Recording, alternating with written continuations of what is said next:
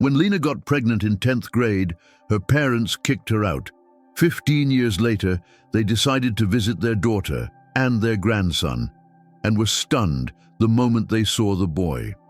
But before we begin, let us know in the comments which country you're watching from. And while you're here, take a second to make sure you're subscribed, because every day I share heartfelt, real-life stories that just might stay with you long after the video ends. Now, settle in and enjoy the story. In the 10th grade, Lena fell in love with Daniel, a boy from a neighboring class. He was athletic, charming, and, at least back then, he seemed like the only person who truly got her. They spent long hours walking through the park, whispering dreams and planning a future together. They imagined a shared life, something big, something beautiful. Lena believed their love was unbreakable, but everything changed after graduation. Daniel began to drift. His once sweet, frequent messages became rare, and during their few meetings, he spoke more about his ambitions and how badly he needed to get into a prestigious university. "Lena, we need to talk," he said one day, stopping on the path that ran through their favorite park. "What's wrong?" she asked, already feeling a knot form in her chest. "Thing is," he hesitated, "this relationship, it doesn't fit anymore. I have goals. I want to get into college, build a career, and this, us, it's just holding me back." Lena felt her world shatter. How could he so easily walk away from everything they had dreamed of? "Holding you back," she repeated. "I thought we were going to face everything together." "I'm sorry," he said, looking away, "but I think this is for the best, for both of us." She stood frozen, watching as he walked away without even looking back.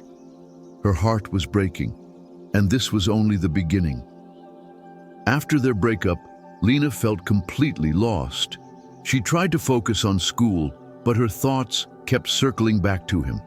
A few weeks later, her life turned upside down again. She was pregnant. The news hit her like a thunderclap.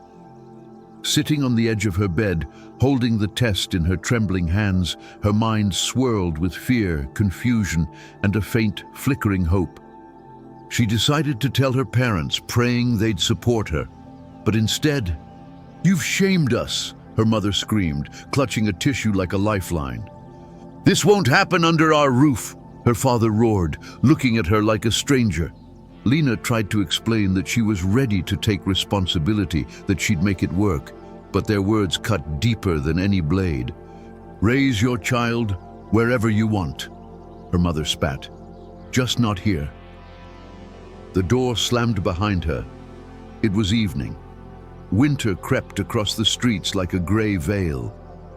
Lena stood on the doorstep of the house she once called home, gripping a small suitcase as tears clouded her vision. Her parents' screams still echoed in her ears. She had nowhere to go, except to her grandmother, Margaret. She lived in a small town nearby, but Lena knew Grandma would never turn her away. Margaret welcomed her with open arms into a cozy, albeit modest, cottage. She took one look at Lena's tear-streaked face and didn't ask a single question. "Come in, sweetheart. There's always room for you here," she said, embracing her tightly. Over dinner, Lena finally broke. The fear, the betrayal, the sorrow poured out.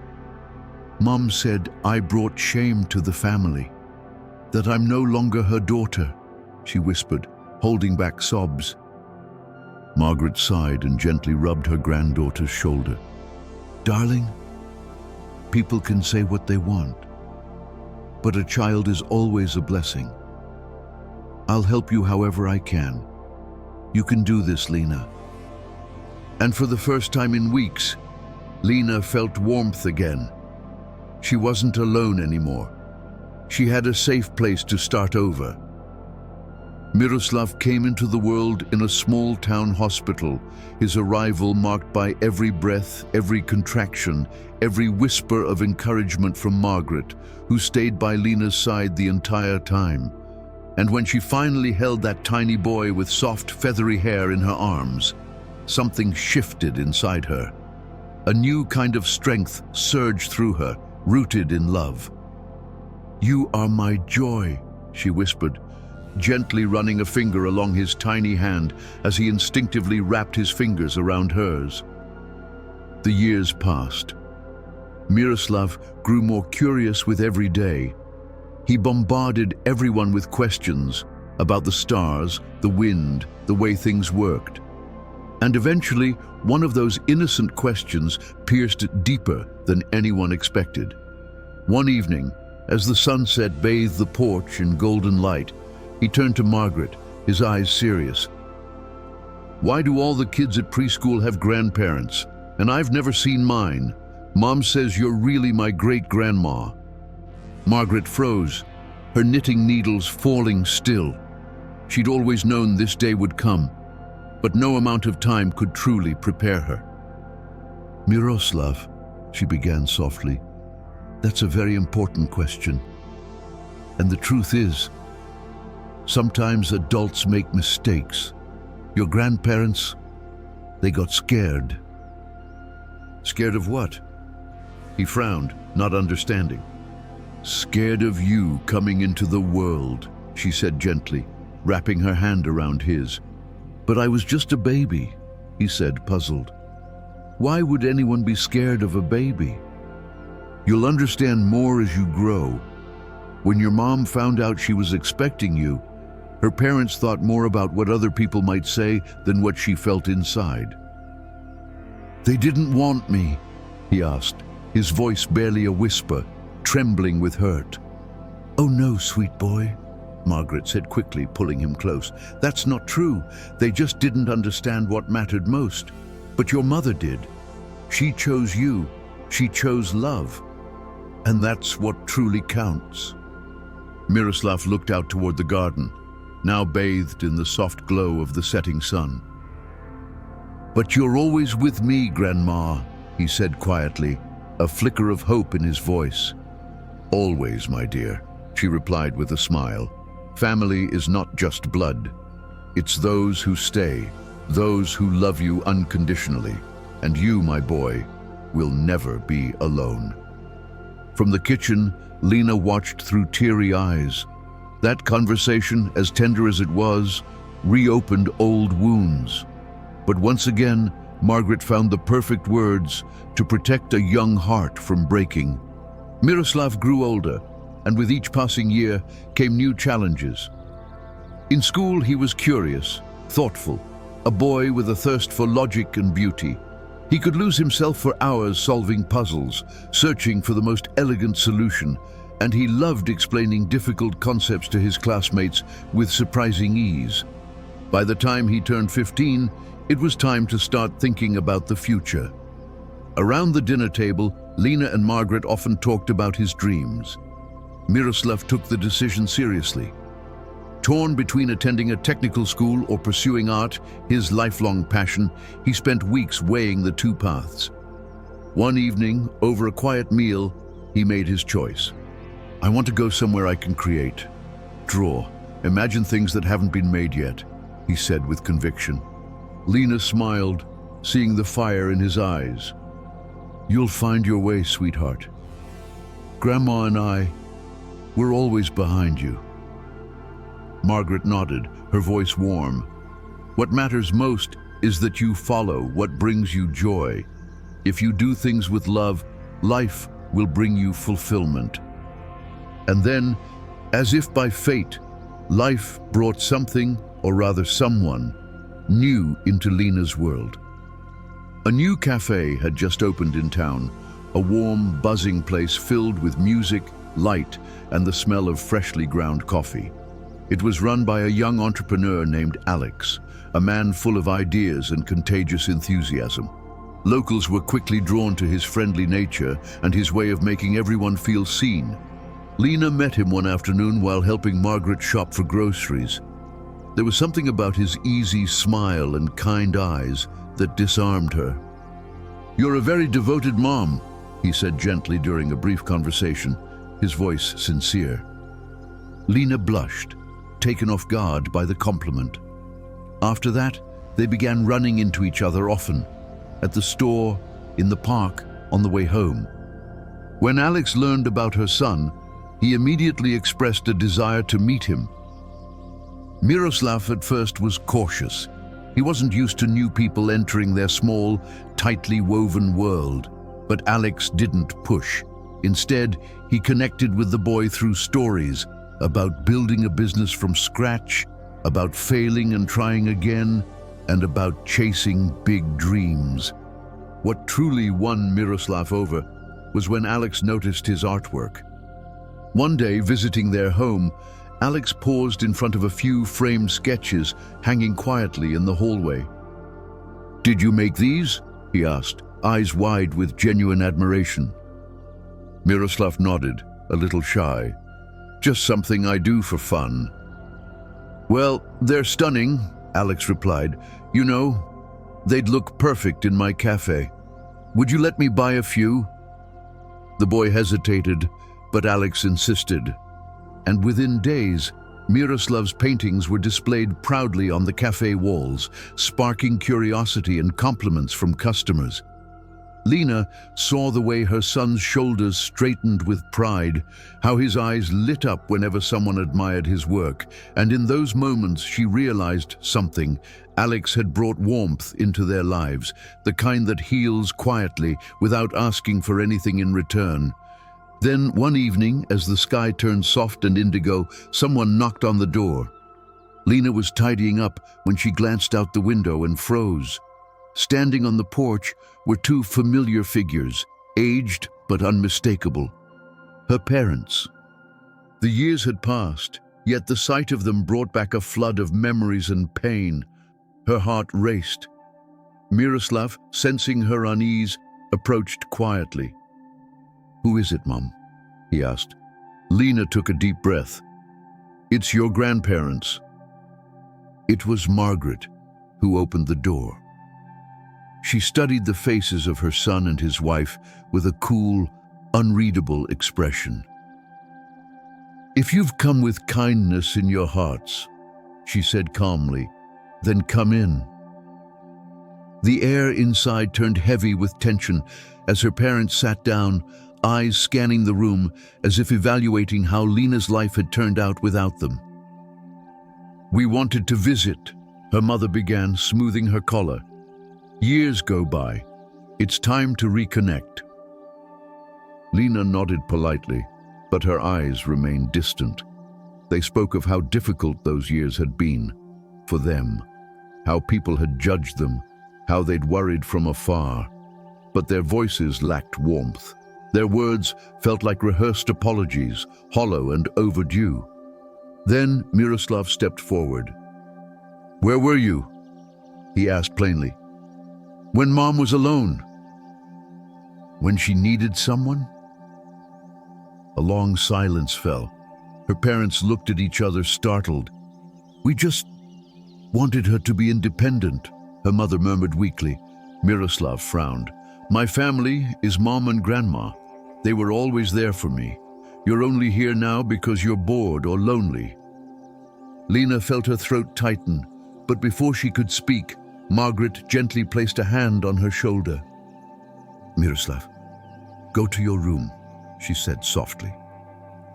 When the boy had gone, Margaret turned to face her son and daughter-in-law. She sat across from them, her voice quiet but resolute. "I hoped you'd come here ready to say what needed to be said. I prayed you'd apologize, but all I hear are excuses." "Mom, we didn't mean to hurt her," he said, but Margaret cut him off. "No, you chose the easier road. Lenna was just a child, and instead of guiding her, you turned your backs." "We worried," his wife offered meekly, but her words crumbled on the floor. "Worried? If you'd worried, you would have helped, but now it's too late." Lenna raised a remarkable son. She built a real family, and there's no space in it for people who only show up when it's convenient." The words struck like a quiet verdict. Her parents stood, unable to respond. Her father's eyes flared briefly in protest, but Margaret's steady gaze silenced him. Her mother scanned the room, searching for anything, any reason, any sign of belonging, but found none. "We didn't mean to intrude," her father mumbled. "You didn't," Margaret replied, calmly gesturing toward the door. They left in silence, and as the red taillights disappeared into the distance, Lenna stood at the window, feeling something strange. Peace, not triumph, not bitterness, just a quiet release. Margaret came to her side and placed a gentle hand on her shoulder. "They made their choice," she said softly. "And now, your home is where love lives. That's what matters." Lenna nodded. She no longer feared the past or their return. The day of Miroslav's graduation finally arrived. He looked proud and radiant in his carefully chosen suit, the very one he'd picked out with Lenna and Margaret, all of them laughing in the store, making memories they'd carry for a lifetime. Lenna stood in front of the mirror, adjusting his tie, barely holding back tears. In that moment, her boy stood taller, not just in height, but in spirit. He had become everything she had once feared she couldn't give him, a strong, kind, brilliant young man. That evening, the school auditorium buzzed with excitement. Families filled the rows, proud parents, flashing cameras, teachers dabbing at their eyes. Miroslav was called to the stage to receive a certificate of honor for academic excellence. The principal even mentioned him in her speech, calling him a shining example of dedication, curiosity, and quiet leadership. Lenna and Margaret applauded with overflowing pride, their eyes brimming with tears. After the ceremony, a small reception filled the hall with soft music and clinking glasses. Lenna stood by the window, watching her son laugh and joke with classmates, his voice full of light. And then, a gentle tap on her shoulder. She turned. It was her father. "Igor?" Margaret said behind her, stepping closer. He looked older, more worn than before, and this time, his voice didn't carry the weight of pride, but something softer, something closer to regret. I wanted to say something," he began, avoiding their eyes.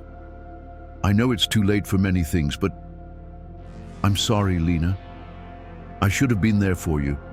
I should have never let you go through that alone." Lenna pressed her lips together. Her heart trembled, but she stood steady. "You made your choice," she said quietly. "And we built a life without you. We're not broken anymore, we're whole." He turned to Margaret, swallowing hard. "Mom, you were right. I let fear speak louder than love. I listened to everyone but my own heart." Margaret nodded slowly, but her gaze remained firm. "Understanding your mistakes is a good beginning, Igor, but it doesn't undo the choices you made." She paused, then added gently, "This family rebuilt itself without you." They stood in silence for a while, just three people beneath the soft lights of a school hall, suspended in a moment of truth. And sometimes, that's all there is. A truth finally spoken. A door that remains closed, but no longer locked by anger. Miroslav came running over, his arms full of flowers from friends and teachers. "Mom! Grandma! Look!" he beamed. Lenna turned toward him and smiled. "You did it, sweetheart." In that moment, everything else faded, because this was her family. The one built from love, not expectations. From resilience, not tradition.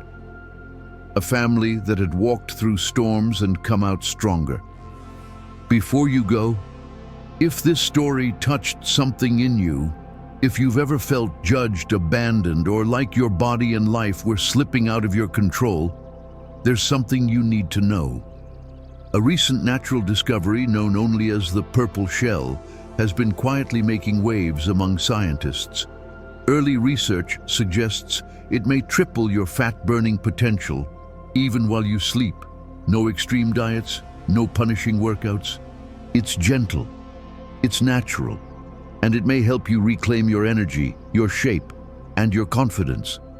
You'll find the details in the video description, because sometimes transformation begins with something small, a quiet decision, a chance taken, a story that makes you believe again. Thank you for listening, and remember, the most beautiful families, the most powerful journeys, are often the ones no one saw coming. See you tomorrow.